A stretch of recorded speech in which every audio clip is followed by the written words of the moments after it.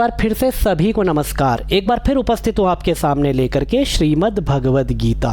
श्रीमद् भगवद गीता के इससे पहले द्वितीय अध्याय के अनेक श्लोकों का हम वाचन कर चुके हैं। क्रमशः आइए आज आगे बढ़ेंगे। 39वां श्लोक हमारे सामने है। आइए इसका वाचन करें पहले।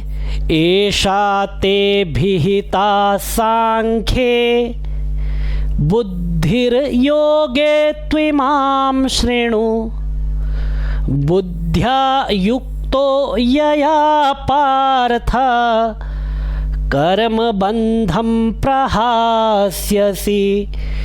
एषा ते विहिता सांख्ये बुद्धिर्योगे त्विमां शृणु बुद्ध्या युक्तो यया पार्थ कर्मबन्धं प्रहास्यसि।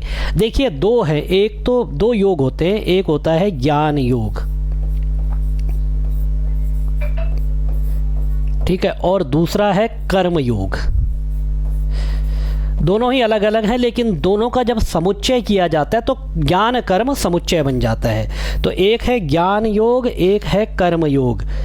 भगवान श्री कृष्ण अर्जुन को कहते हैं कि एषा ते विहिता सांख्य, इस ज्ञान योग को ही सांख्य योग भी कहा जाता है, ठीक है। एषा ते अभिहिता सांख्य, अब तुझे ये जो है अभी तक सांख्य योग, बुद्धि योग, इसका ज्ञान दिया गया, इसके बारे में बताया गया। ये जो ज्ञान योग है, ये जो बुद्धि योग है, ये तेरे लिए है।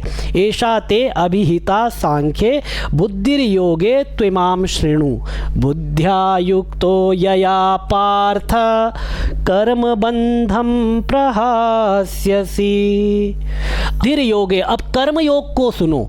बुद्ध्या युक्तो, क्योंकि बुद्धि से युक्त हुआ, यया पार्थ, जिसके द्वारा तू बुद्धि से युक्त हो जाएगा और बुद्धि से युक्त होकर के कर्म बंधम प्रहास्यसि, कर्म बंधन, कर्मों के बंधन से जो है मुक्त हो पाएगा। कर्मा युक्तो यया पार्थ, बुद्धि से युक्त होकर के कर्म बंधम प्रहास्यसि, कर्म बंधनों से सर्वथा छूट जाएगा, कर्म के बंधन को समझ लेगा और उनसे मुक्त हो जाएगा। तो अब एक नया विषय कर्म योग भगवान श्री कृष्ण यहाँ से प्रारंभ कर रहे हैं। अब इससे होता क्या है, इस कर्मयोग से, कर्मयोग का आरंभ किया जाए। भगवान नेहाभिक्रम नाशोस्ति प्रत्यवायो न विद्यते स्वल्पमप्यस्य धर्मस्य त्रायते महतो भयात् न इह अभिक्रम नाशोस्ति। यदि इस कर्मयोग का प्रारंभ कर लेगा, इसको समझना प्रारंभ कर देगा,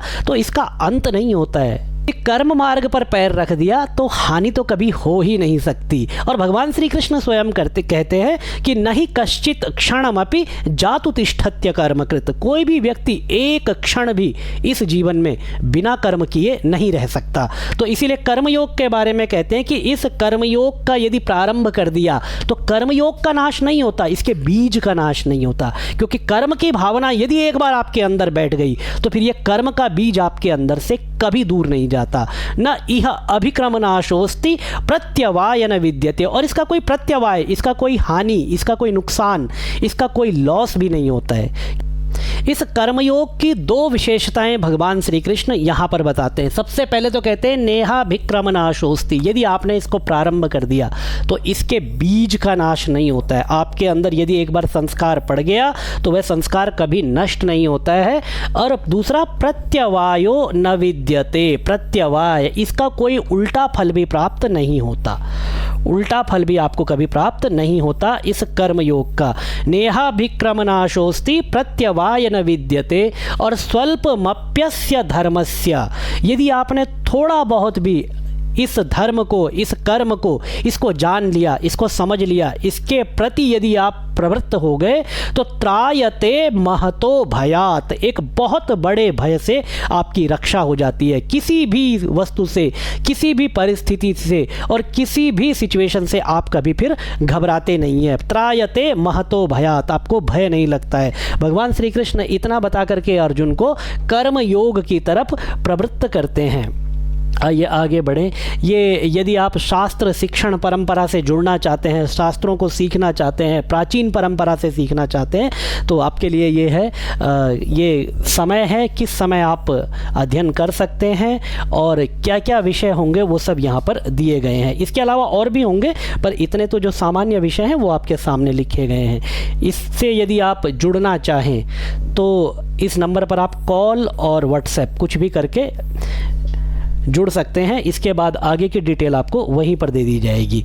तो नेहाभिक्रम नाशोस्ति प्रत्यवाय न विद्यते, प्रत्यवायो न विद्यते और स्वल्पमप्यस्य धर्मस्य त्रायते महतो भयात्। क्योंकि ये जो कर्म योग है ये बड़े बड़े भय से आपकी रक्षा कर लेता है और संसार में देखा जाता है। आज के वीडियो में बस हम आज इतना ही करेंगे। भगवान श्री कृष्ण के चरणों में आपका ध्यान सदा बना रहे, निरंतर अभ्यास करते रहे।